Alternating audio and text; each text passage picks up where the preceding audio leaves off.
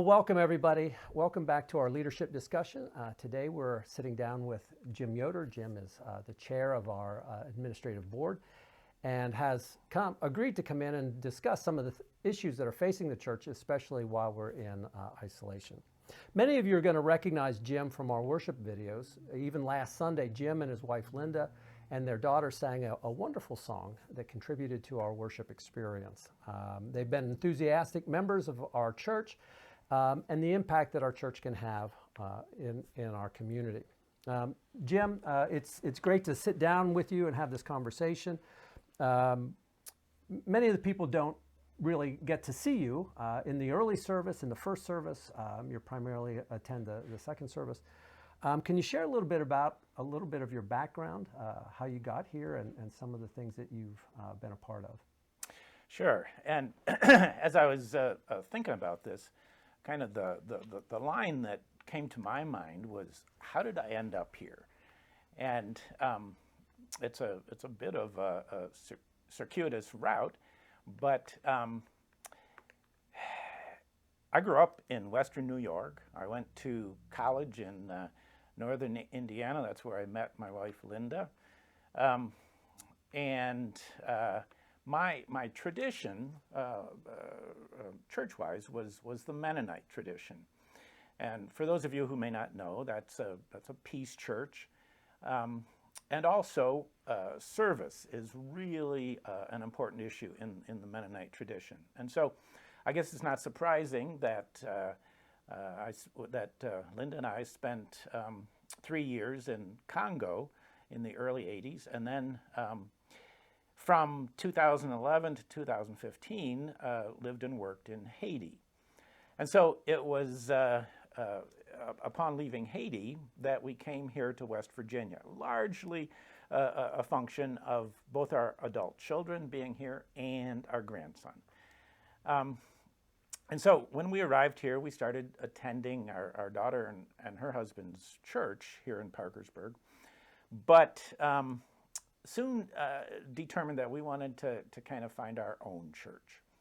And so we did some visiting and looking around, and we went to one Methodist church here in Parkersburg and learned from someone there that there was this other Methodist church where the pastor had some connections with Haiti.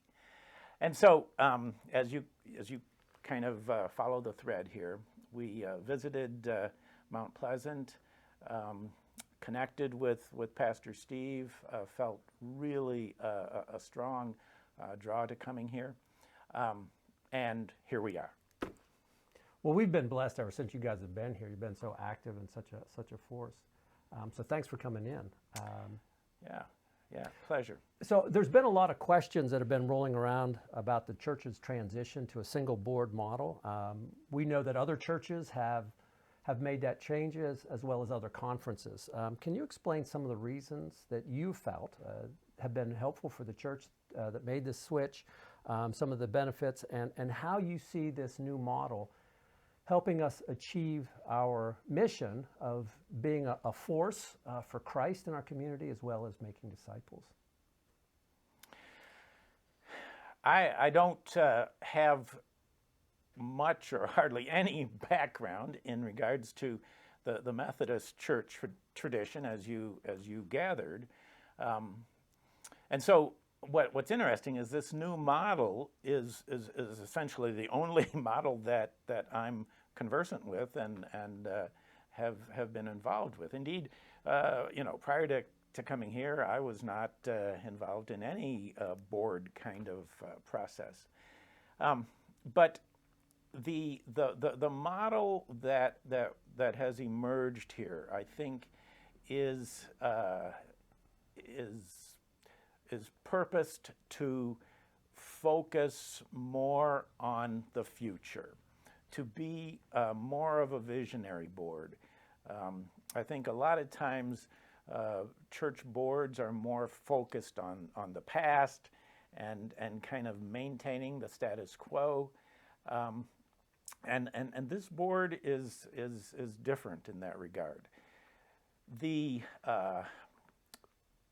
the requirements, and I'll use that word for the council members, is a pretty high level of commitment.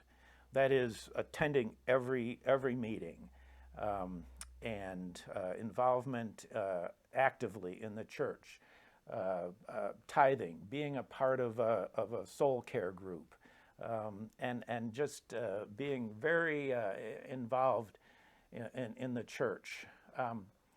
And our meetings are probably a little different.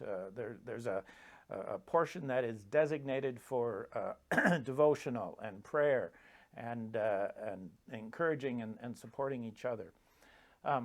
And so we've become kind of a small group, as it were, and the commitment is really strong.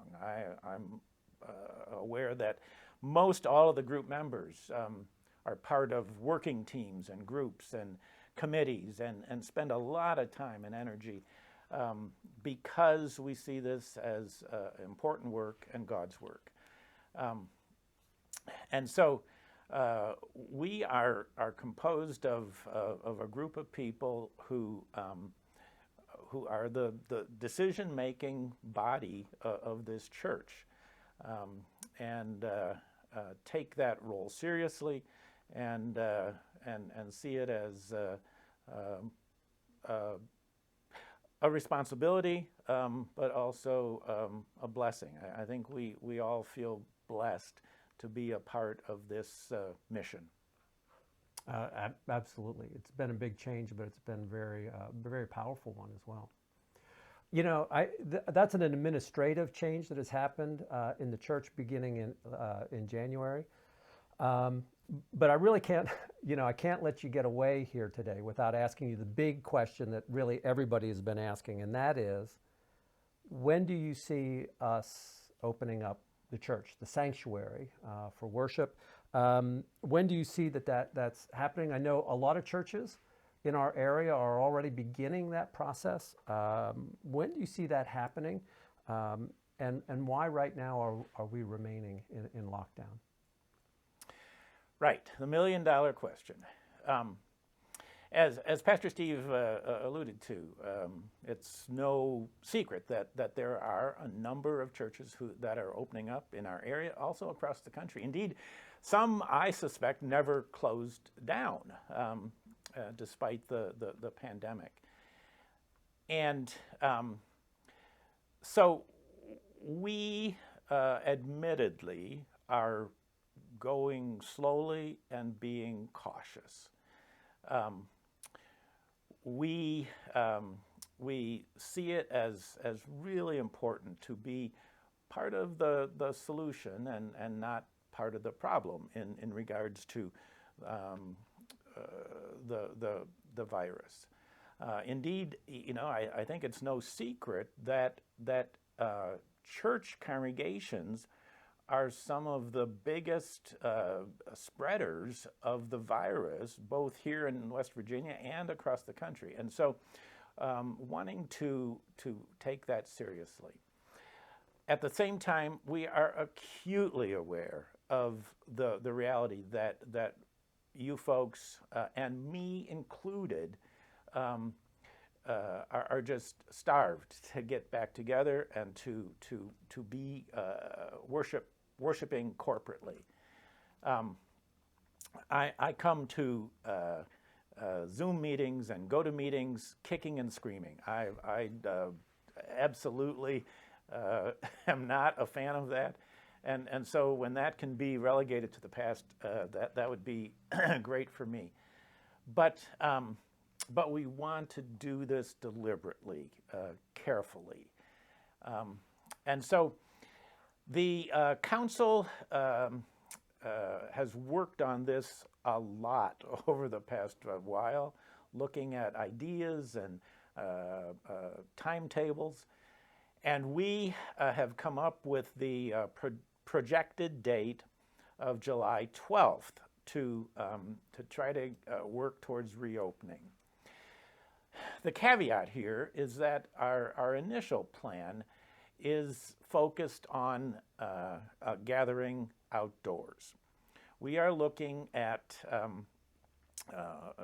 setting up a meeting across the street in that new property that we acquired, and looking at having a praise worship kind of service in that setting, and thinking about having a stage, having some live music, getting electricity in over there, and having a time of worship and praise where we can be together, but still socially distanced, to try to protect against any spread of the virus. And so that's our plan going forward. We also are looking at how and when to return to the sanctuary. And we're aware that there are and will be a lot of restrictions. The distancing, the wearing of masks, the no singing, and probably minimal or no recitations corporately, no shaking hands, no hugging. And so, if that seems like what's left, I think that's a valid concern. But I think what's left is looking into each other's eyes, seeing each other's souls through our eyes. The affirmation of community and the ability to see the work of the Spirit with our brothers and sisters is a significant part of worship. And so we are working really hard to try to put things in place so that we can have our corporate worship and be blessed in that way. But we are going to take it slow and keep track of how things are happening in our community, in our area, so that we can protect everyone from getting the virus. I know a lot of times, I know what we want. We want to be back there, but I know that part of our mission is also to think of the others and the impact that our actions will have on other people. There's a whole lot of negative news out there in the media and everything, but what gives you, what do you think in your time with Mount Pleasant, some of our strengths are that give you hope and optimism? One of the first things that comes to mind in response to that question is, have you seen our Sunday morning virtual services? And if you have, I think that's a response to that question. That those services have been incredibly meaningful, inspirational, and just exquisitely put together. I've been privy to some feedback from some of the West Virginia Conference folks who have seen a lot of the other churches' virtual services, and the word is that ours is one of the best, if not the best. And so, is there some pride in that? Absolutely. I think folks have just stepped up in every different aspect of the programming to keep the mission going forward of Mount Pleasant. I think Cassie has just done a masterful job with the technology part.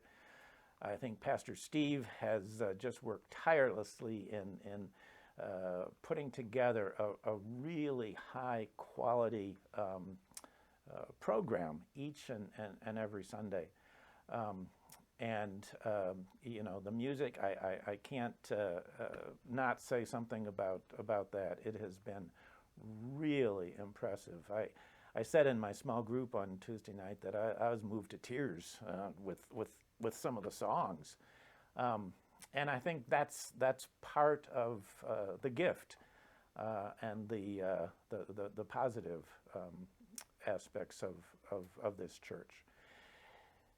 The one, you know, concern I think that drives a lot of what we're doing here as a council and as a church is the reality that we have been stuck at 200 or so for a lot of years. And so looking at how to move beyond that and to expand and to make disciples, that's the mission. And so we're working at growing disciples within our own congregation so that we can go out and make more disciples. And so that's the negative that hopefully can get turned into a positive. I appreciate you coming in, talking with us. I hope that you'll come back and, you know, address more questions. I know that we haven't been able to answer every question that everybody has, and that people can get in touch with you or any member of the board and have their questions answered. Okay, folks, I just want you to know that the door of the church is always open for anybody that's willing to ask, seek, or knock. All you have to do is come. You get your information that you need, and we will address your concerns. Stop by whenever you get a chance, ask questions, or just visit. Or email us if you have any questions. And I know that Jim would be happy to answer all of your questions. Absolutely. Well, friends, thanks for stopping in. Thanks for watching. Jim is always available to answer your questions, and we'll get other people in here to talk about other aspects of the church in the weeks ahead. So, friends, until next time, God bless.